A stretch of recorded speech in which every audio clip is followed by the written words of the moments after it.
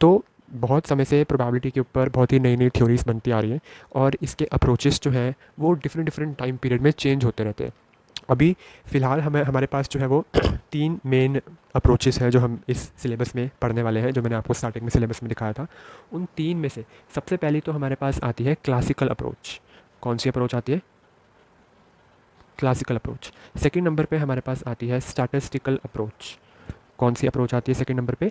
Statistical approach, जिसको हम empirical approach भी कह देते हैं। क्या कहते हैं? एम्पिरिकल अप्रोच भी कह देते हैं। और थर्ड जो हम इस करंट सेमेस्टर में भी पढ़ेंगे और ये वाइडली यूज्ड होती है, और ये ऐसी अप्रोच है थर्ड जो मैं लिखने वाला हूँ जिसने इन दोनों की लिमिटेशंस को कवर कर लिया है, और ये अप्रोच है मॉडर्न अप्रोच, मॉडर्न वर्ल्ड की मॉडर्न अप्रोच। ठीक है, जिसका दूसरा नाम है एक्सियोमेटिक अप्रोच। Axiomatic approach.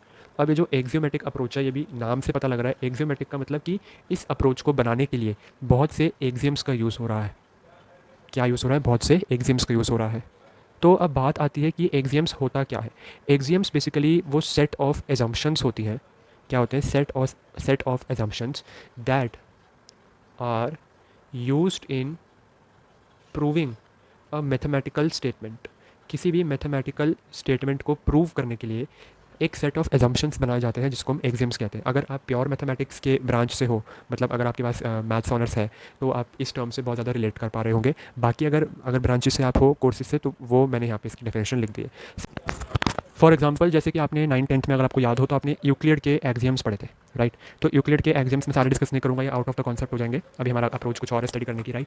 इसमें हमने एक्सियम्स पढ़े थे कि अगर कोई भी इक्वल चीज़ अगर है, जैसे a is equal to b है, और अगर कोई भी इक्वल चीज़ में अगर हम इक्वल अमाउंट कुछ भी ऐड कर दे तो वो होल जो है वो इक्वल हो जाता है। इसको हम क्या कहते हैं? फंडामेंटल एक्सियम कहते हैं कि हर बार ट्रू होता ही होता है, कभी भी फॉल्स नहीं होने वाला ये। ठीक है, तो एक एग्जांपल था कि हम एक्सियम्स कहते हैं किसे, राइट? कि इक्वल्स में जब हम इक्वल्स ऐड करें तो होल क्वांटिटी इक्वल होती है। या फिर अगर आपको याद हो, अगर ए इक्वल टू बी है एंड अगर बी इक्वल टू डी है, तो ए भी इक्वल टू डी होता है। ऐसी चीज़ आपने कर रखी है, राइट? तो ऐसी चीज़ों को हम एक्सियम्स कहते हैं, मतलब जिसको हमें एज्यूम करना ही पड़ता है किसी भी चीज़ को प्रूव करने के लिए। तो ये हम एज्यूम करते ही करते हैं कि हाँ जी, ये दोनों भी इक्वल होंगे और ऐसे ही ये भी इक्वल होंगे। ठीक है, तभी हम आगे अपना प्रूफ जो है वो प्रोसीड करते हैं। वैसे ही यहाँ पे हम प्रोबेबिलिटी की टर्म्स में कुछ एक्सियम्स देखने वाले हैं। तो चलिए हम सबसे पहले ना एक्सियोमेटिक अप्रोच ही कर लेते हैं, क्योंकि ये हमारे करंट सेमेस्टर में हम प्रोबेबिलिटी कैलकुलेट यूज़ करने में भी बहुत ज़्यादा हेल्प करेगी।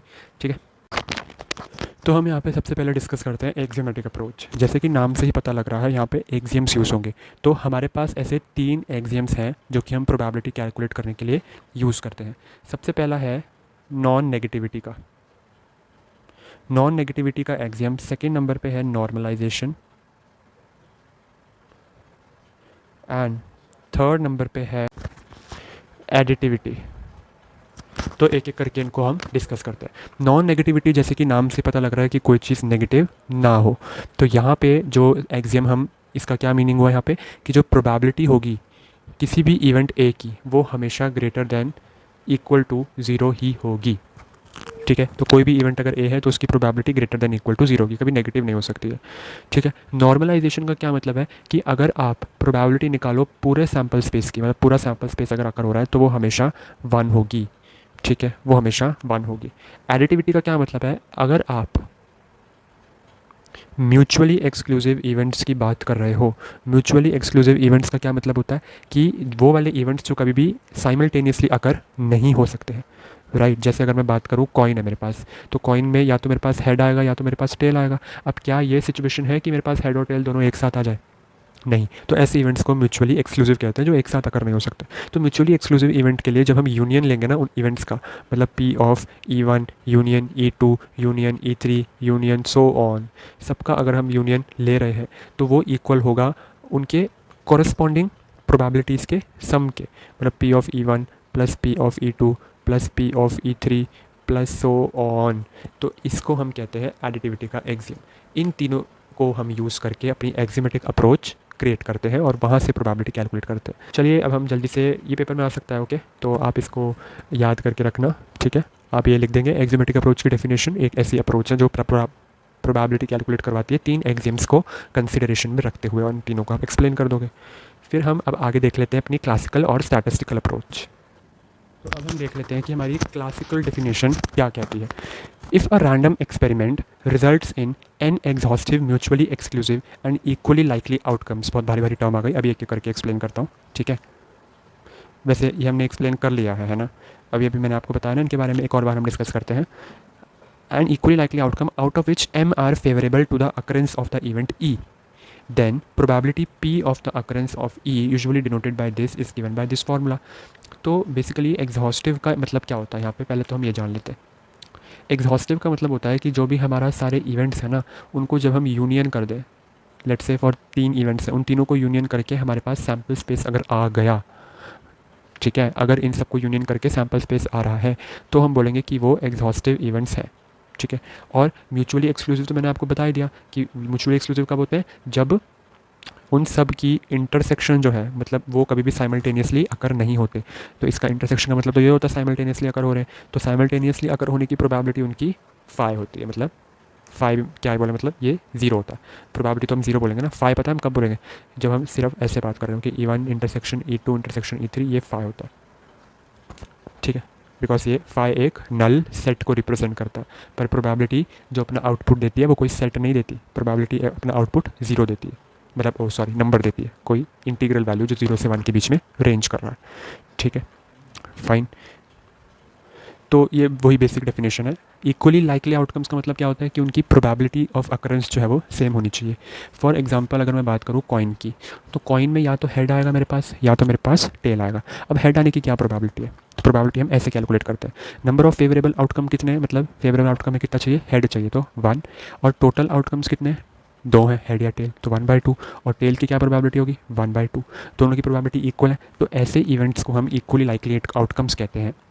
ठीक है, मतलब ये हमने एक्सपेरिमेंट किया, उसके जो 2 आउटकम है वो इक्वली लाइकली हैं क्योंकि उनकी प्रोबेबिलिटी सेम है. और इसमें प्रोबेबिलिटी का फॉर्मूला हम ये यूज़ कर देते हैं. रेंज ऑफ प्रोबेबिलिटी 0 से 1 होती है, मतलब ये कोई भी रियल नंबर ले सकती है. 0.6, 0.7, 0.9, 0.778, कोई भी रियल नंबर ले लेगी, पर वो 0 से 1 के बीच में होना चाहिए. ठीक है. अब इसकी देखो, कोई भी अप्रोच अगर हम डिफाइन कर रहे हैं और अगर हमें उस अप्रोच को रिजेक्ट करके सेकंड अप्रोच में जाना पड़ रहा है, मतलब उस अप्रोच में कोई ना कोई लिमिटेशन रही होगी. तो वो लिमिटेशन यहाँ पे क्या थी, अगर हम various outcomes of random experiment हमारे इक्वली लाइकली ना निकले, तो ये डेफिनेशन फेल हो जाएगी प्रोबेबिलिटी कैलकुलेट करने के लिए. मतलब अगर वो इक्वली लाइकली हो ही ना. चलो इसको मैं आपको एक एग्जांपल से समझाता हूँ. ठीक है, तो हम यहाँ पर एक एग्जांपल लेते हैं. जैसे कि मेरे पास एक सपोज़ बैग था, उस बैग में मेरे पास 2 वाइट बॉल्स हैं और एक रेड बॉल है. तो यहाँ पे आप मुझे बताओ रेड बॉल निकालने की प्रोबेबिलिटी क्या होगी, probability of getting a red ball क्या होगी. अगर हम इसको क्लासिकल वे से करना चाहें तो क्या प्रोबेबिलिटी होगी, फेवरेबल आउटकम कितने हैं, एक ही रेड बॉल है तो 1. टोटल आउटकम्स कितने हैं, 3, तो ठीक है 1/3 आ गया. अब ये हमने पहली बार में रेड बॉल निकाली. ठीक है, अब हमारे बैग के अंदर जो है वो रेड बॉल नहीं है क्योंकि हमने वो बाहर निकाल ली थी. राइट. तो अब आप मुझे प्रोबेबिलिटी बताओ getting a red ball second time. अब क्या प्रोबेबिलिटी है, अब तो इसमें रेड बॉल है ही नहीं, तो 0/3 मतलब इसकी प्रोबेबिलिटी तो 0 हो गई. तो यहाँ पे आप ये चीज़ देख सकते हो कि ये जो पहला आउटकम मेरा आया था रेड बॉल निकालने का और जो दूसरा आया, ये दोनों इक्वल नहीं है, दे आर नॉट इक्वल.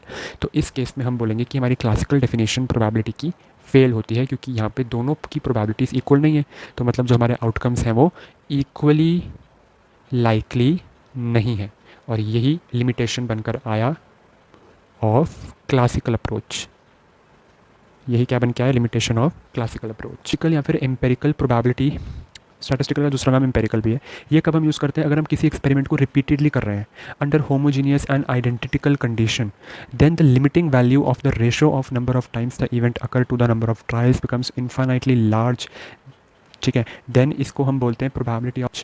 अब अगर मैं इसको आसान भाषा में समझाऊँ, डेफिनेशन मैंने फॉर्मल पूरी आपको लिखवा दी ना, तो आसान भाषा में अगर मैं आपको बताऊँ, तो जो पहले हम रेशो ले रहे थे ना, जो पहले हमने रेशो लिया था, राइट, ये हमने अभी डिस्कस किया कि probability of E is equal to m/n. इसी में क्लासिकल अप्रोच हम कब यूज़ कर पा रहे थे, ये हम तभी यूज़ कर पा रहे थे when we have finite number of trials. मतलब फाइनाइट नंबर ऑफ ट्रायल्स है, मतलब अगर मैं बोलूँ कि मैंने कॉइन को जो टॉस किया है वो 10 टाइम्स किया है या 20 टाइम्स किया है, फाइनाइट है. पर यहाँ पे क्या हो रहा है, यहाँ पे वो फाइनाइट नहीं है. जैसा कि हमने अभी पीछे डिस्कस किया, यहाँ पे जो नंबर ऑफ ट्रायल्स हैं दे बिकम इनडेफिनाइटली लार्ज. मतलब इनडेफिनाइटली लार्ज हो रहे हैं, वो बहुत ज़्यादा है, डेफिनाइट अमाउंट में नहीं है, वो बहुत ज़्यादा हो गए हैं. तो वहाँ पे हम स्टैटिस्टिकल अप्रोच को यूज़ करते हैं. ठीक है, fine. Is equal to limit n tends to infinity m/n. ठीक है, n जो है वो इंडेफिनाइटली लार्ज हो गया। तो यहाँ पे हमने डिस्कस किए 3 तरह के अप्रोचेस ऑफ कैलकुलेटिंग प्रोबेबिलिटी।